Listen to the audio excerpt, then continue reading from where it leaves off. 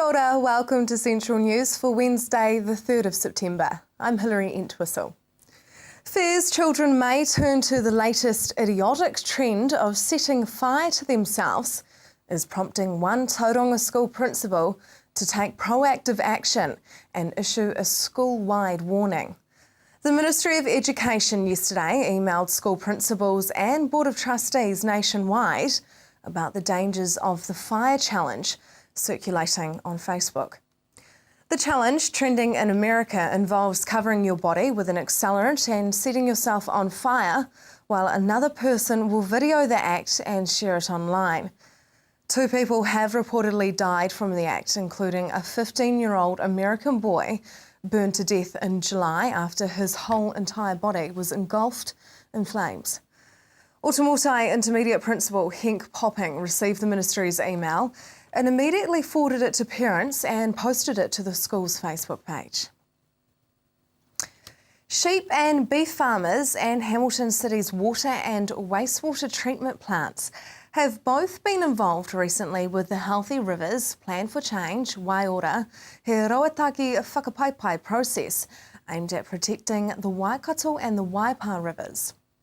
The project's collaborative stakeholder group has visited the Hamilton City plants to hear about rules and regulations that control discharges to the Waikato River. The CSG's chair, Bill Waisley, says it was interesting to hear about Hamilton City Council's ongoing improvements to the discharges. Meanwhile, about 100 sheep and beef farmers have attended meetings in Huntly, Otorohanga and Putururu about Healthy Rivers, Waiora. Bay Plenty under-18 coach Bill Allen and assistant coach Craig Hodge have named their team for the 2014 season. This is the first year of coaching at provincial level with the Bay Union for the Ex-All Black. Bill has coached at various age group levels and has been involved in coaching at club level back in Taranaki. He says he is looking forward to the challenge of working with these young men. Construction of the Cambridge section of the Waikato Expressway is steaming ahead, with the first completed stretch to be open to traffic this month. State Highway 1 traffic will be moved onto the first piece of the new expressway between Duncan Road and Penkara Road from September the 9th. The traffic switch will open up a construction area to allow contractors to get started on a new cycleway, earthworks and drainage in the area. The cycleway connection between Strawberry Fields Lane and the Hautapu Road extension is expected to be complete in late 2014. Looking at the marine forecast now, West Coast Raglan, you've got a developing northeasterly 15 knots tomorrow morning. It's rising Thursday evening to an easterly of 30 knots with quite rough seas out there. Your high tide is at 5:27 p.m. East Coast Bay Plenty, developing northeasterly 15 knots tomorrow morning, rising Thursday night 25 knots with rough seas. Your high tide is at 2:15 p.m. Still to come on Central News, your weather for Thursday, community development in Hauraki, and overtaxation on savings.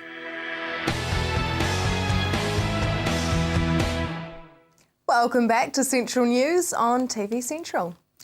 A campaign has been launched asking members of Parliament to cut high taxes on long-term savings in hopes to deliver high retirement incomes. The campaign is backed by Age Concern, Consumer New Zealand, the Financial Services Council and the Taxpayers Union. I spoke with a local board member of Age Concern, Angela Scott. Well, the Savings Working Group, which was set up by the government in 2010, and more recently the Retirement Commissioner, have both said that we are being overtaxed on the interest that we earn on term deposits, that we should only be taxed on the real interest. Now the question is, what does that mean? Now we all know what inflation means. So supposing you had $10,000, that would be nice, but supposing you had $10,000 and you put it under the mattress, and 5 years later you went and got it out, would it still be worth $10,000 in real value? It wouldn't, would it? It would have lost value. It'd probably be only worth $9,000. So the same thing happens when you loan money to a bank. They can use that money, they earn money on it, and they give you interest.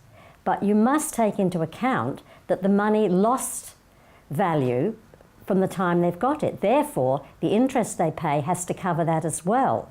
So we should not be taxed on the inflation part, only on what we call the real interest.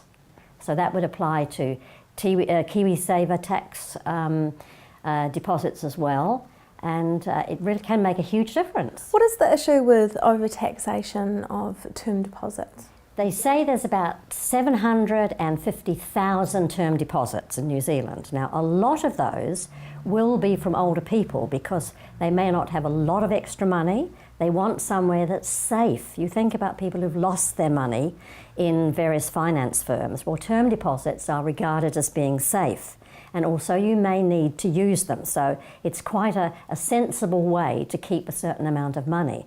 But why should people be losing money putting their money into term deposits? There has to be a fairer way. Who's involved with the Fair Tax for Savers campaign? Right, it's the Financial Services Council, which I admit I hadn't heard of before, but they are the ones organising the campaign, and they've involved the Taxpayers Alliance or Union, Age Concern, and I noticed from the website that Consumer also has joined the campaign. And they are really interested in people being able to save money for retirement. That's one of their interests. And so they've involved this campaign to try and just get all politicians to understand the difference it might make and to promote it to people involved. How much could we be missing out on? If, for example, you put $10,000 into a term deposit for 5 years, and if your tax rate was the lowest one, say it was 17.5, well, if you got that money out at the end of the 5 years, you could have got an extra £212 if you were taxed fairly. If you were on the higher tax break, so if you were on 33% tax, and you put that $10,000 for 5 years, you're going to be losing $389. So it's hundreds of dollars, and of course if you go up the scale and you're actually investing $200,000 or these sums there, then it can be a huge amount of money that you're not getting because you're being taxed on the inflation part of your term deposit. What are you suggesting then? Well, really what it is, cut taxes on my saving. That's what it is. It's plain and simple. Cut my taxes. What would be the benefits to savers then? Well, obviously there's that financial benefit, and it's worse if you have compound interest deposits, because you know how compound interest works, where the interest is there and the interest is reinvested quarterly or whatever it is. Well, if that tax being taken off that is taken off too much of it at each quarter, you're actually losing a whole lot on compound interest, even more than the other way. So it really is important that we start to talk about real interest. So we need a new word in our vocabulary, real interest, in our financial vocabulary. What action is the Fair Tax for Savers campaign asking of long-term deposit investors? There's a website, and the website is fairtaxforsavers.org.nz, and if you go on there, it tells you what the campaign's about, who's involved in it, and it gives you an email that you can send to your MPs, or it gives you a postcard you can send off, a lot of pre-prepared stuff with also information that you can write your own on it. So what we want to do is to go to all political parties. It's ideal time, at election time, to tell them about the campaign, to send off the emails or the postcards, and to talk to other people about it so that people know, and they're not going to be just living in ignorance of all this money that's being taken off us. To find out more about the campaign, visit fairtaxforsavers.org.nz. Coming up next, some tall tales from some of our community halls.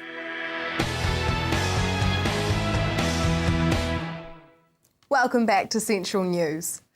As you drive the rural roads of the country, you may see community halls derelict and rotting away. But if those walls could talk, I'm sure they would tell many a story. Luckily for the Matamata area, there is a book that has been written to tell those forgotten tales. Now, recently you had one of your historical society meetings in a community hall. Can you tell me about that, Joan? At the Perry Hall out past near the main road, and we went out there. We go once a year, the Historical Society go to a different country hall to have our meeting and do things like people used to do, like having entertainment and singing and dancing sometimes, all that sort of thing, and invite all the local people to come. David, what were some of the stories that you guys heard shared about the memories of the Perere Hall? When they were raising funds for the hall, somebody donated a black lamb for auction. And they had an auction and it was sold. Then the successful bidder gave the lamb back and it was auctioned again. And the same thing happened, it was auctioned again, so in the end it was auctioned multiple times. And the amount raised must have been the biggest amount ever paid for a black lamb in the whole of the country. So it was just, it kept coming back, it was like a boomerang? Yes. Boomerang black lamb. I think it finally got to the first person again, I don't know. I think originally the donor bought it back. Yeah, something like that, just to get funds, which that's what they did in the communities, you see. They raised money to help pay for materials for a hall.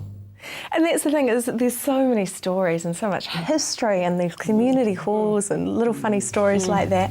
A lot of stories we could tell you about events that have happened in various halls. As we will later, perhaps.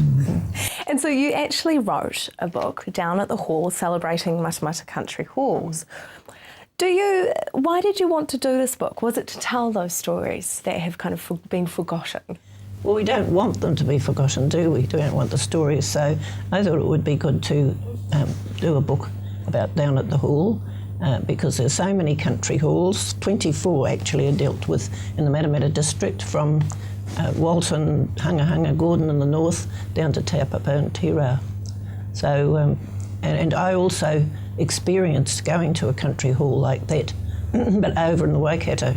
So I remembered the sort of things that happened, because they were the social hub of the community, the small farming communities. Well, that brings me to my next question. I mean, that was when there wasn't as much, transport wasn't as easy and that kind of thing. Do you think that community halls still have a place in today's society? Well, some of them, half of these halls are still working, being used, but not to the same extent as they were. And what were the halls mostly used for in the past? Because they were used for, of course, town meetings, but there must have been other stuff that they were used for. Yes, well, they were used for dances and table tennis, indoor bowls, all kinds of meetings, church services. Then there was usually a tennis court attached, so that was important as well. So the whole variety of communities activities that went on there. Now, with the improvement of transport, it's tend to be centralised on the town now, but they were really centres of community social life and had a tremendously important role. One of the first things they wanted to do, the settlers, they wanted a school, and then after that they wanted a hall. Can I interrupt there, please? To start with, they had a creamery because they were farming areas, and the site was left for a creamery, so they could take their milk there. It was no good having a farm if you couldn't sell your milk. So that creamery was there, and then they all wanted education for their children, as you said. So a lot of the halls were actually in the schools? Well, the schools were used for social functions until they got a hall. So a lot of those things, they'd chuck all the desks out the back door and have a dance. Or a meeting. Well, use the desks for a meeting. And this one that features on the cover is the hall that was actually in the centre of Matamata It's town. the old tin town hall. Used to be on the Apex where Odalem restaurant is now. But before that, the hall was an old wool shed which had been a dairy factory, or was going to be a dairy factory, over by the railway line, opposite really where the present railway places. And that was the first hall. Yes, and that was used, the Woolshed as a hall. There it's recorded that the Bishop of Auckland, Dr. Nelligan, came to give a church service, and after the church service they had a social occasion, having their cups of tea, etc. And they said that he was as happy as a king whether he was in the cathedral or a woolshed. Because some of these, one of these in here, I was saying was built 100 years before I was born. It was 1886, and of course it no longer exists. But some of these have, are a good 70, 80 years old. Oh, yes. Are they still beautiful? Are they still being kept in their pristine kind of historical condition? Well, all the halls now have to be vested in the council.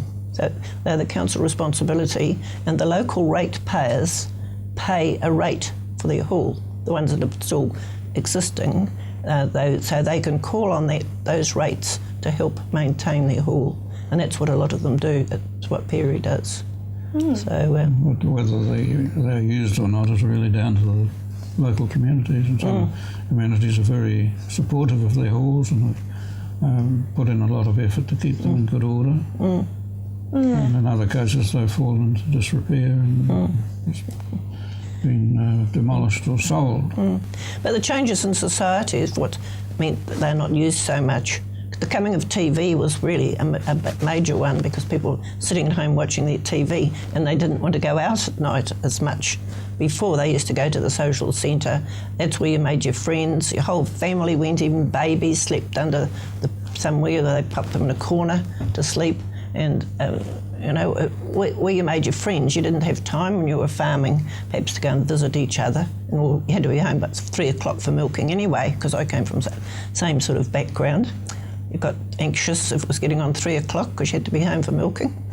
So and the roads improved, all that sort of thing, so that they got used less and less. But there are still people who enjoy getting together, and having indoor bowls as a popular activity that keeps them going. A few women's institutes or country institutes, things like that. My personal favourite from the book is the story of the exploding toilet in the Hinuera Hall in the early 1940s. Just to hear community development in Hauraki.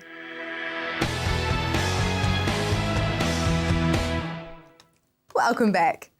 Hauraki District Mayor came into studio to talk about community development. It really is critical. It's a key component. And when I came in as mayor some 9-10 years ago, this is one area that I really wanted to tackle. I wanted to tackle our community initiatives, our social wellbeing of our community, because they were the issues that were worrying me.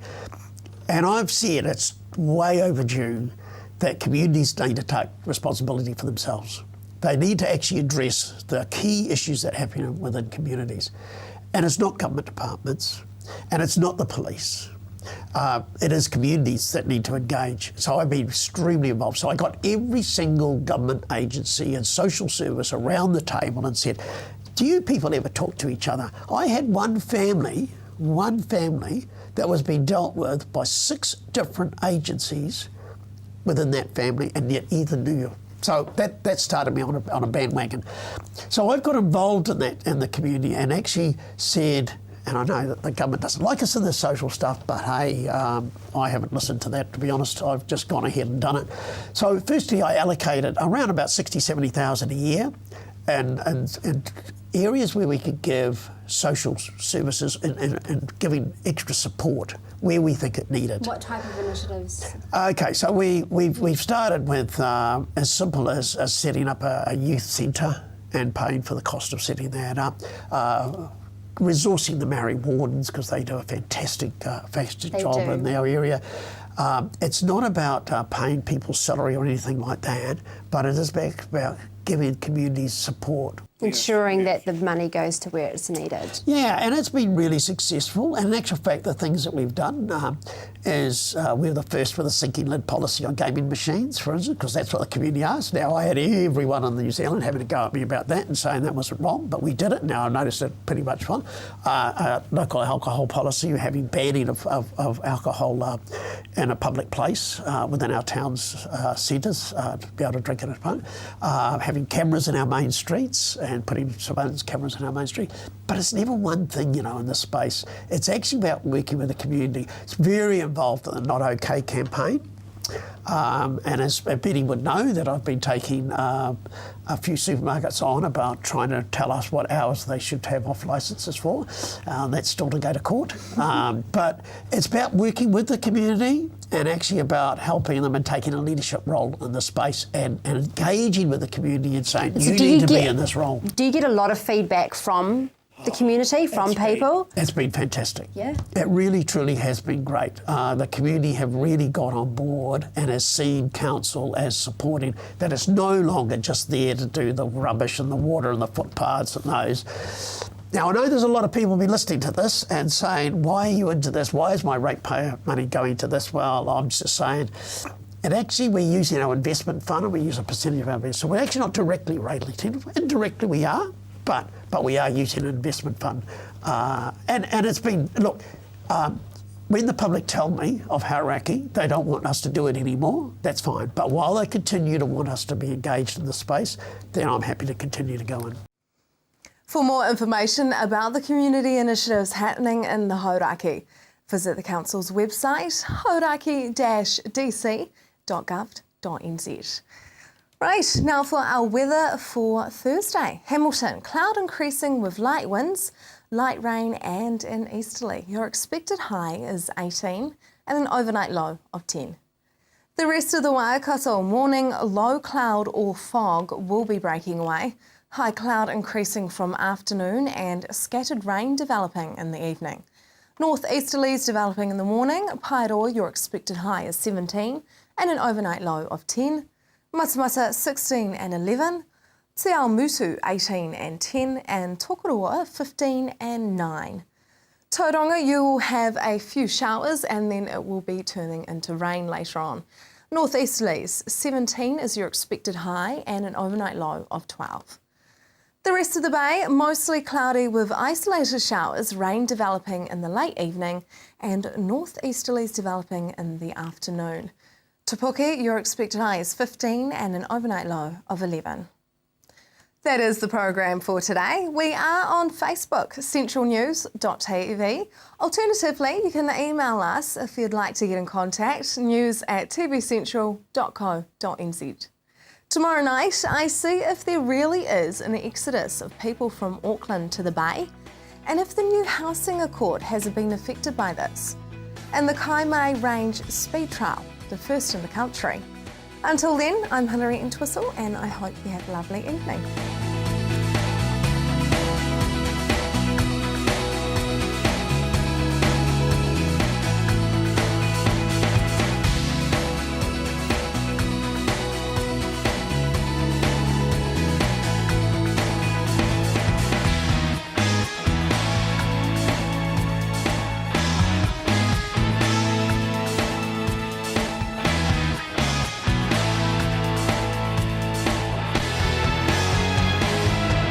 This has been an Alpha Media production, a division of Television Media Group. Supporting local content so you can see more of New Zealand on air.